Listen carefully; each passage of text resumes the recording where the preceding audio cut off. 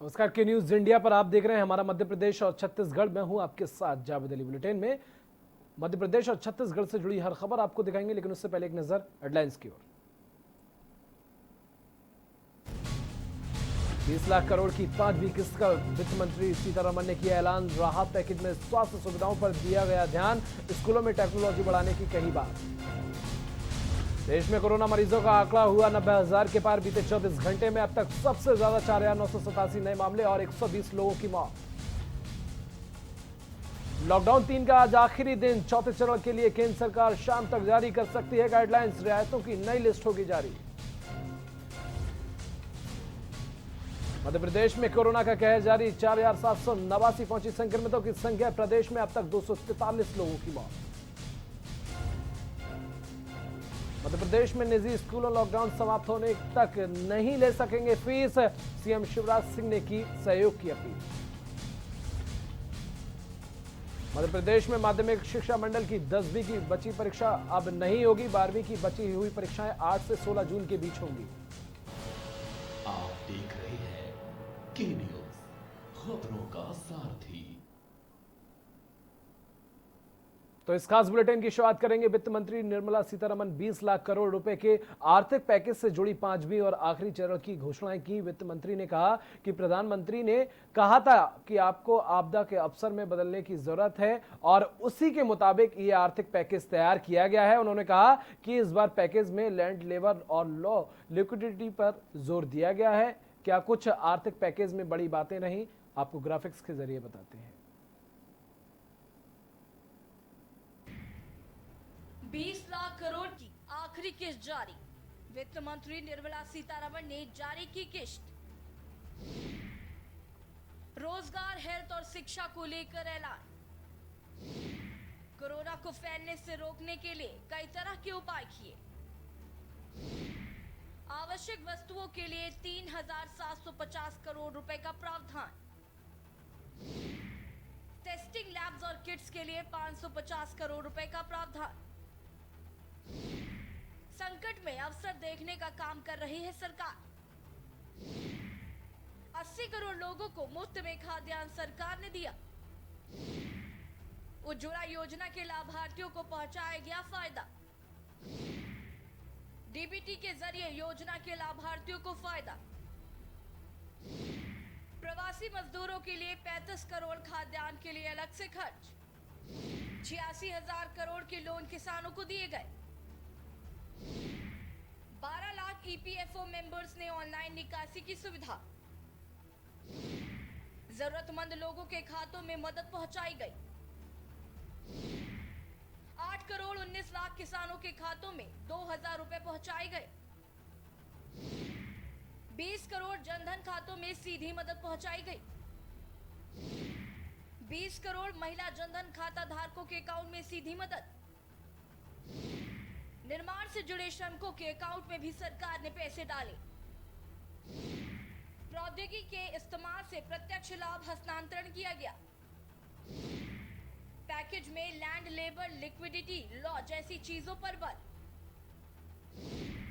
मनरेगा के लिए अतिरिक्त 40,000 करोड़ रुपए का ऐलान। एक दिन में 3 लाख से ज्यादा पीपीई और N95 मास्क बन रहे। कोरोना काल में 11.8 हाइड्रोक्सी क्लोरोक्विन टैबलेट बनी। प्रवासी मजदूरों को घर पहुंचाने के लिए श्रमिक ट्रेनें चलाई गई। 25 करोड़ लोगों को मुफ्त में गेहूं चावल दिए गए। 8 करोड़ 19 लाख किसानों के खाते में रुपए ट्रांसफर किए गए। 20 करोड़ जनधन खातों में 10,225 करोड़ रुपए डाले गए। ग्रामीण क्षेत्रों में हर ब्लॉक में पब्लिक हेल्थ लैब बनाई जाएगी। शिक्षा के क्षेत्र में तकनीक का होगा इस्तेमाल। दीक्षा के जरिए ई कंटेंट मुहैया करवाया जाएगा। 1 क्लास 1 चैनल पहली से 12वीं की शुरुआत की जाएगी। रेडियो, कम्युनिटी रेडियो से भी पढ़ाई में मदद ली जाएगी। दिव्यांगों के लिए विशेष शिक्षा सामग्री तैयार की जाएगी। 100 टॉप यूनिवर्सिटीज को ऑनलाइन पढ़ाई की इजाजत दी गई। मनोचिकित्सा हेल्प मनोदर्पण नाम से प्रोग्राम चलाया जाएगा। और लॉकडाउन के तीसरे चरण के बाद प्रवासी मजदूरों की बड़ी संख्या में घर वापसी हो रही है। बड़ी संख्या में लोग ऑन रोड घर के लिए निकल पड़े हैं। हर दिन भूखे गरीबों को कई सौ किलोमीटर तक का सफर तय करना पड़ रहा है और उनकी मंजिल तक पहुंचने में हजारों किलोमीटर की दूरी तय करनी होगी। ऐसे में मजदूरों के सामने खाने की सबसे बड़ी समस्या टूट पड़ी है। मजदूरों की समस्या को देखते हुए मस्तूरी थाना प्रभारी फैजुल शाह और मस्तूरी जयराम नगर के व्यापारी संघ के नेतृत्व में बिलासपुर से रायगढ़ नेशनल हाईवे 49 से घर जा रहे मजदूरों को खाना खिलाया जा रहा है। साथ ही उनके पार्सल की व्यवस्था भी की गई है।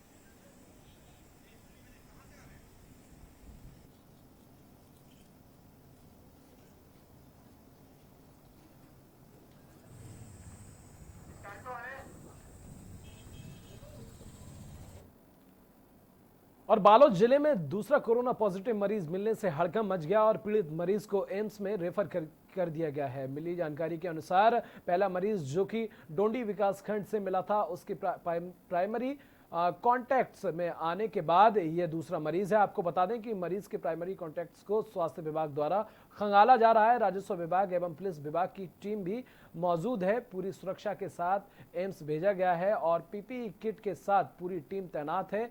एम्स भेजने के साथ ही जिले में आवश्यक बैठक भी आहूत की जा रही है, क्योंकि दिल्ली राजहरा से 2 मरीज मिले हैं, आपको बता दें, इसीलिए वहीं बैठक रखी गई है।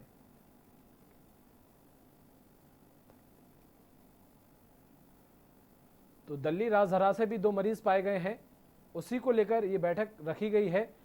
कोरोना मरीज मिलने से प्रशासन में हड़कंप मच गया है।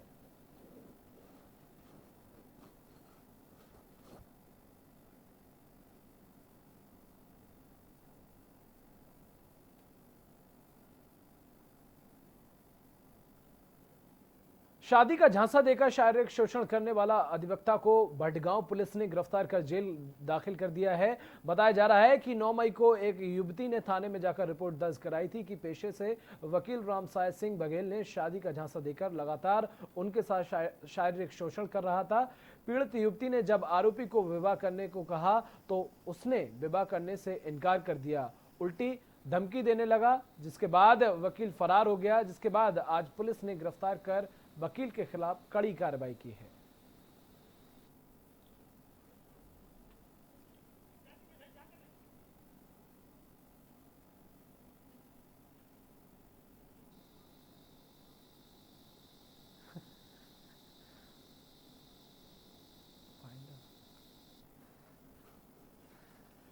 और आज लॉकडाउन 3 खत्म हो रहा है। वहीं पूर्व मंत्री और कांग्रेस विधायक पीसी शर्मा ने बीजेपी सरकार पर निशाना साधते हुए कहा कि मध्य प्रदेश में लॉकडाउन पूरी तरीके से फेल हो रहा है, क्योंकि लॉकडाउन होने के बावजूद भी कोरोना वायरस में इंदौर देश में 7वें नंबर पर है और भोपाल 11 नंबर पर आ रहा है। आपको बता दें, वहीं पीसी शर्मा ने कहा कि यह सरकार प्रवासी मजदूरों को अपने घर तक पहुंचाने में भी असफल रही है। पीसी शर्मा ने मांग की है, अगर कोई मजदूर पैदल चलता हुआ दिखाई दे तो फिर क्षेत्र के एसपी पर कार्रवाई की जानी चाहिए। साथ ही उन्होंने रीवा में मजदूरों पर लाठीचार्ज को भी दुर्भाग्यपूर्ण बताया और कहा कि रीवा के कलेक्टर और एसपी पर कार्रवाई हो। कोरोना काल में ट्यूशन फीस लिए जाने के फैसले को भी पीसी शर्मा गलत बता रहे हैं।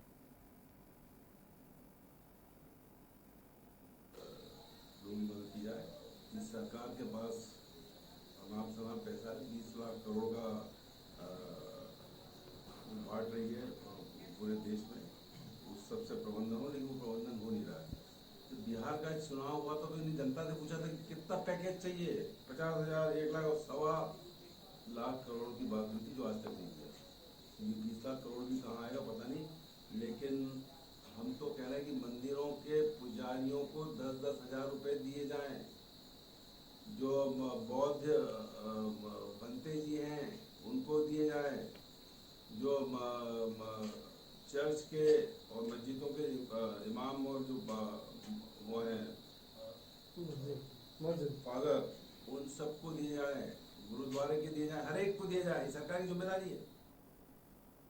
और डबरा शहर में कोरोना का कहर बढ़ता ही जा रहा है। डबरा शहर में पॉजिटिव मरीजों की संख्या बढ़कर 14 हो चुकी है, जिसमें से एक मरीज की मौत भी हो चुकी है, जिससे पूरे शहर में हड़कंप मच गया है। ग्वालियर कलेक्टर कौशलेंद्र विक्रम सिंह ने डबरा के लोगों से अपील की है कि घर से ना निकलने और सोशल डिस्टेंसिंग बनाए रखें। शहर में संक्रमित क्षेत्र भी घोषित कर दिए गए हैं जिनमें लोगों का आना जाना प्रतिबंधित है।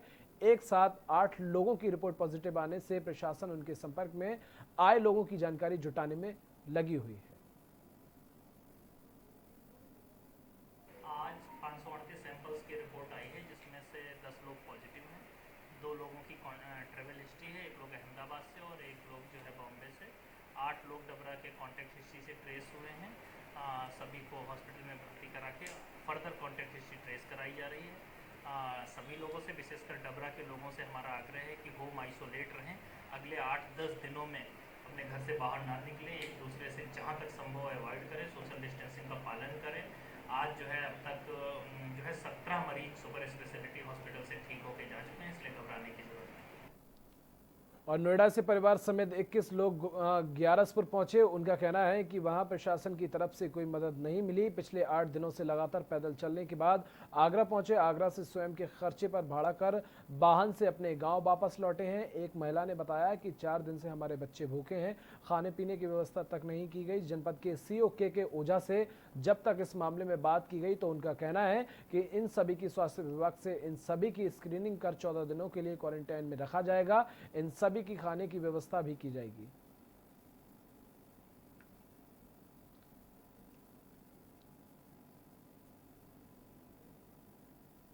ग्राम पंचायत के थाना में लगभग आज सुबह के 6 से 7 के बीच में प्रवासी मजदूर आए हैं जो कि दिल्ली से आए हैं। हमारे ग्राम पंचायत ग्यारसपुर के ग्राम थाना में आप देख सकते हैं कितनी मुश्किलों का सामना उनको इस रास्ते में करना पड़ा और दिल्ली में उनको किस प्रकार की कठिनाइयों का सामना करना पड़ा।